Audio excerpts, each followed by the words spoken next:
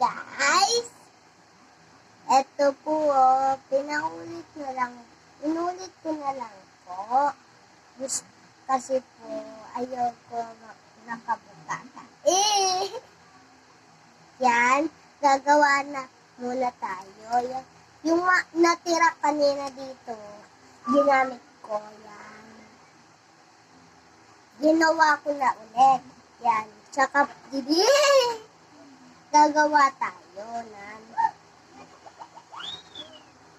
yan po guys, so. Kita nyo naman yan, di ba?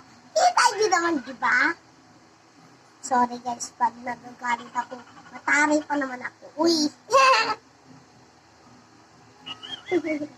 Guys,